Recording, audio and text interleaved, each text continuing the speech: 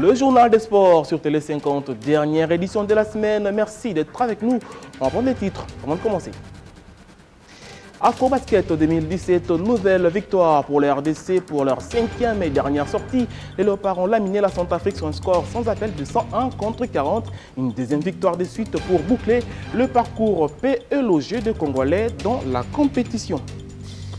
En football, écho de nos clubs, que se passe-t-il dans un club Motema Pembe? Jean-Marc Matoussou, parti en Égypte, Ricky Toulengi vers club de pions majeurs, s'éloigne du club alors qu'il a des grands enjeux pour la saison prochaine. La situation fait du bruit, analyse dans ce journal.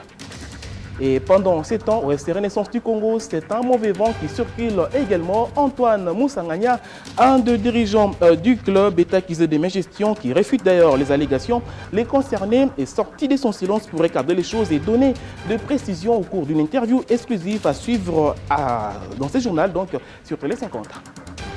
Ravi de vous retrouver en file d'abord à Bamako, au Mali, Afro-Basket 2017, nouveau succès pour la RDC. Ce vendredi, les Léopards ont arraché une nouvelle victoire, une très large victoire d'ailleurs. C'était face à la Centrafrique, score de la partie 101 contre 40. C'est la deuxième victoire consécutive des Congolaises en 5 sorties. C'était aussi un match des classements puisque vous le savez, la RDC est déjà éliminée. Écartées de la course au quart des finales, suite aux 4 défaites concédées en poule, les filles de la RDC ont disputé leur dernier match du tournoi ce vendredi au palais Omnisport Salamatou Baïka de Bamako. Pour ce match de classement, les Léopards ont passé leur frustration sur le fauve de Boz Ubangi de la République centrafricaine, qu'elles ont copieusement battu sur le score de 101 à 40. Impériale en défense et précise en attaque, la bande à Papi Chamwangé n'a pas perdu de temps et a remporté le premier carton 23 à 11. Les filles se montreront même plus adroites et rigoureuses au deuxième quart et passeront un 31-10 aux Centrafricaines pour un total de 54 à 21, tuant tout suspense. Sûrs de remporter la partie, les Congolaises vont se relâcher mais enlèveront tout de même le troisième quart 15 à 8 avant d'asséner le coup fatal au quatrième carton en marquant 32 points pour seulement 11 pour les Centrafricaines. Cette victoire permet aux Léopards de se classer 9e. Elle prouve également qu'avec une préparation adéquate et une motivation appropriée, les Léopards auraient probablement affiché un tout autre visage. Les dirigeants sportifs vont sûrement tirer les leçons de cette campagne pour que les filles reviennent plus fortes dans l'avenir. Et oui, à noter que c'est même vendredi, on débutait le quart de finale. Tous les résultats à suivre dans nos prochaines éditions. Du volleyball, à présent, la fédération est en pleine évaluation de ses compétitions. À la 14e édition de la Coupe du Congo, dames, les nouvelles sont bonnes pour cette compétition organisée à Matadi, dans le Congo central. C'est l'essentiel à retenir de la réunion entre le président de la FEVOCO, Christian Matata, et le secrétaire général de sa fédération, Jacob Aout. L'objectif sera ensuite de se rendre prochainement à Lubumbashi où est prévu le championnat dans la version masculine.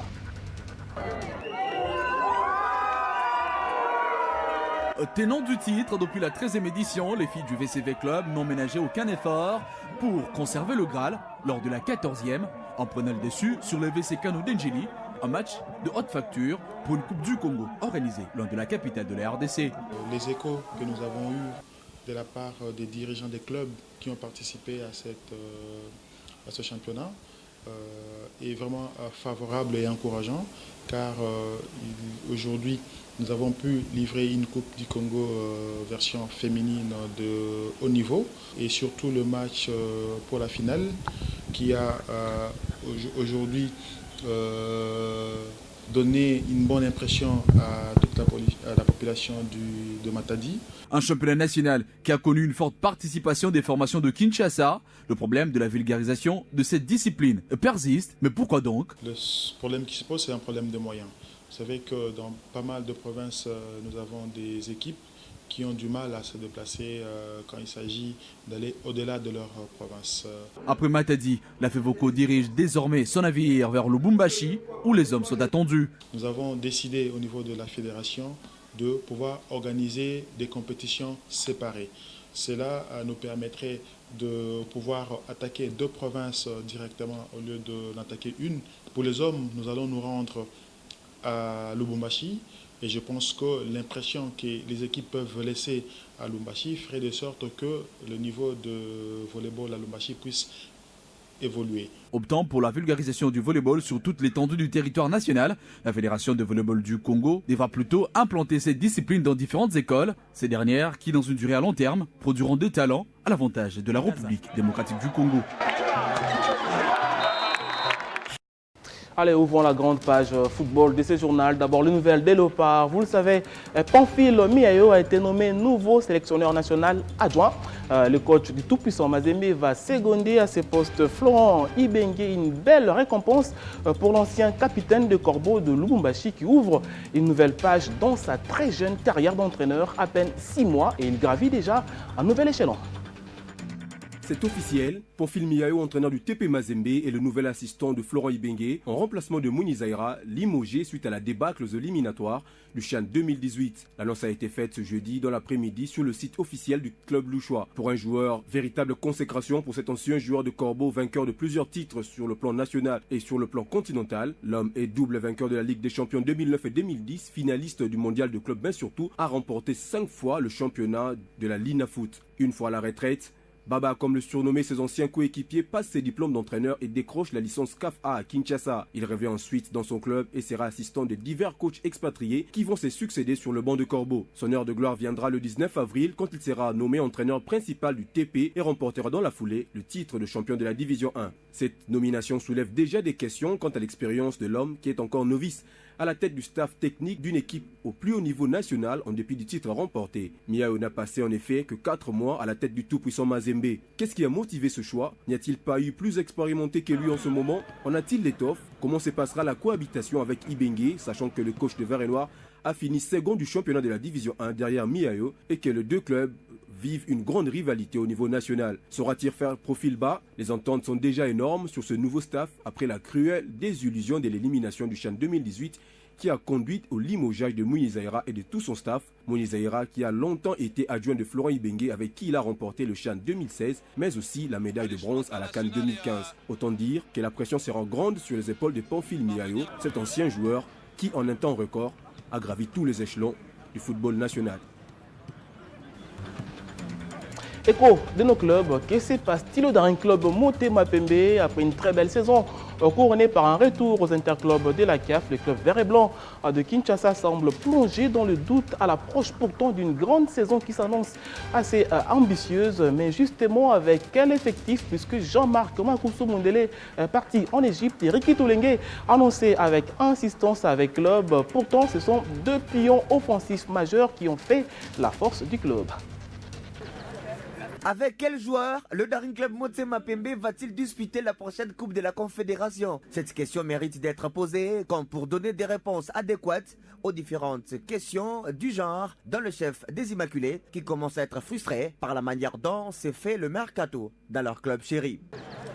Prêté à titre gracieux au Daring Club Motema Pembe par l'AS Vita Club pour des saisons, Jean-Marc Mundele Makoussou a choisi l'Égypte. L'ex-sociétaire du Bellor a accepté la proposition du Wadi Degla Sporting Club, club égyptien entraîné par Ahmed Houssen Mido. On parlerait de près de 100 000 € déboursés par ce club pour l'avoir. Mundele Makoussou se trouve déjà au pays des pharaons depuis le lundi 21 août à 2 h du matin. Nous venons également d'apprendre que Toussilou Bazola serait aussi en négociation très avancée avec les dirigeants de Sa Majesté Sanga Balembe, soit avec ceux de Lupopo. Et pour sa part, Ricky Toulengue Sindani ne cesse de plonger toute l'opinion dans une sorte de mercato tabou. Jeudi, le Ballon d'Or congolais a présenté son trophée à l'un des membres influents de l'AS Vita Club, Sabé Machini, et non au dirigeant de Motema Pembe. Comment alors interpréter ces gestes que bon nombre de Véclubiens qualifient déjà de confirmation de son avenue dans les clubs? Dès que je meilleur joueur de la saison au foot, je vais présenter le trophée de PCM. Ils ont de gauche à droite. Maintenant, l'opinion se demande qu'est-ce qui explique cette situation au sein du Daring? Pourquoi cette vague de départ annoncée? Et que reste-t-il du club vert et blanc de Kinshasa alors que l'année prochaine, les Immaculés sont engagés à la Coupe de la Confédération? Plusieurs questions donc qui ne trouvent pas encore de réponse. Le tuteur vert et blanc, autrefois appelé autorité morale du club, n'est-il pas informé de tous ces mouvements qui semblent déstabiliser complètement l'équipe? Je crois que par rapport à la politique d'ambition aux zones d'Afrique, c'est un mal nécessaire.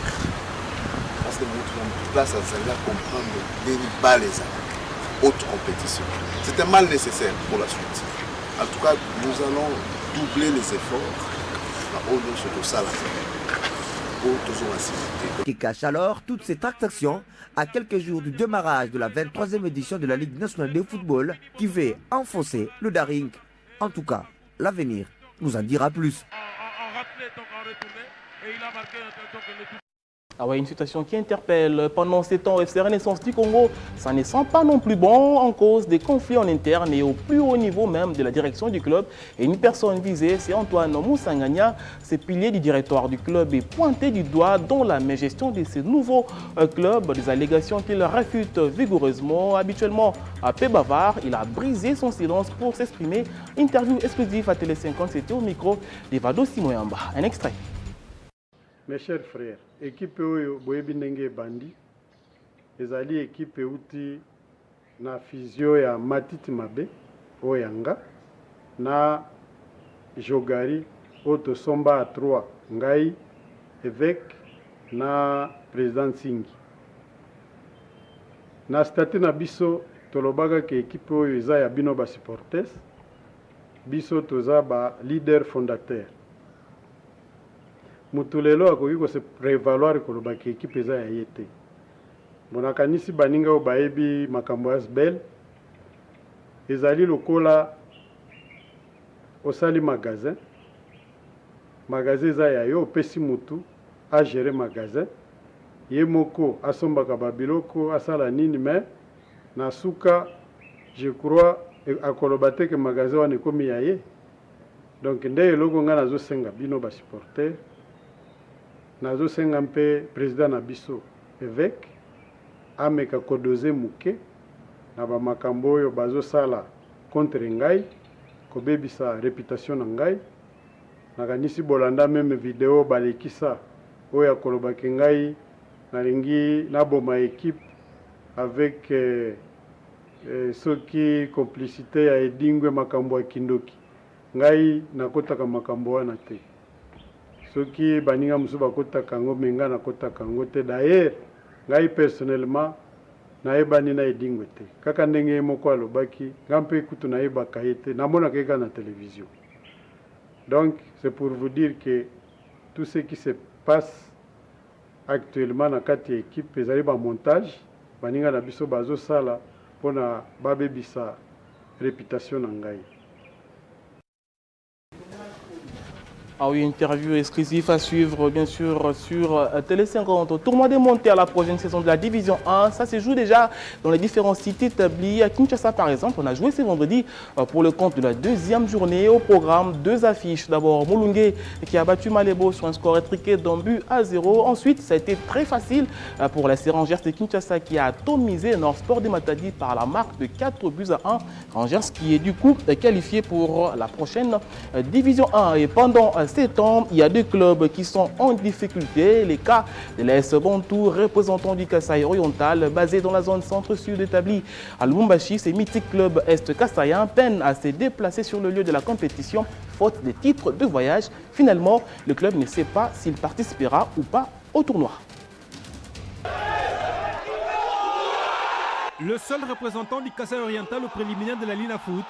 Pour la montée à la division 1 de la zone centre-sud basée à Lubumbashi, l'association sportive AS Bantou est dans un désespoir total.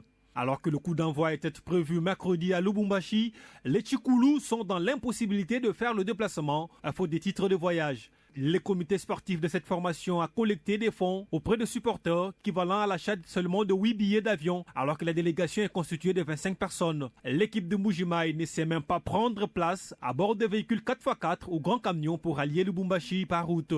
Même la porte du gouverneur Ngoï Kassanji ne s'est pas ouverte. Est-ce une précarité de sa trésorerie ou une raison de rivalité quand on sait que le gouverneur est au même moment président de Sa Majesté Sangabalende, équipe concurrente de l'AS Bantou. Tchikoulou Mukundoui est sur le point de perdre la seule occasion cette année de retrouver l'élite. Les corbeaux de la capitale diamantifère sont depuis la décennie 1990 absents de la scène sportive de la RDC depuis leur sacre en 1994 devant l'ASV Club en Coupe du Congo. On va finir par la médecine sportive. Une fois n'est pas habitude, les mentales et la psychologie, deux éléments déterminants dans la performance du sportif. Ils influent grandement sur le physique et permettent aux sportifs de se sublimer au moment décisif. Malheureusement, ce sont des aspects ignorés dans plusieurs structures sportives dans le pays. Pour les spécialistes, l'élimination des Léopards du CHAN 2018 est une des causes. C'est le point de vue d'Ekamba Mouakadi, psychologue du sport. On l'écoute. Vous savez, la réussite dans un match de football, il y a 80% de réussite. 80% de réussite des matchs de football est mentale. Et 20% est technique, tactique et physique même. Parce que les pommes, c'est quoi? Il faut que les gens se rendent compte que l'aspect mental est très important dans les sports. Vous savez, dans notre équipe nationale, il y a une carence de la préparation psychologique. Je sais qu'on peut avoir une bonne technique, une bonne tactique, mais ça ne suffit pas. Il faut que l'aspect mental puisse être bien préparé. D'où il faut la préparation psychologique. Parce que quand le mental des joueurs est en place, la technique, la tactique et la physique sont les alliés du mental. Normalement, lorsque les joueurs arrivent dans la surface de réparation avec les ballons, ce n'est pas encore le problème de l'entraîneur, c'est le problème des joueurs lui-même, c'est l'aspect mental. C'est-à-dire que les joueurs devaient être préparés mentalement, les joueurs devaient avoir le but dans son mental pour arriver à faire la différence. Puisque en psychologie du sport, on dit, entre des équipes qui se valent en technique, en tactique et en physique, la seule différence, c'est au niveau mental. Voilà tout pour ce journal. Merci de l'avoir suivi. Rendez-vous lundi pour un nouveau numéro. À très bientôt sur Télé 50.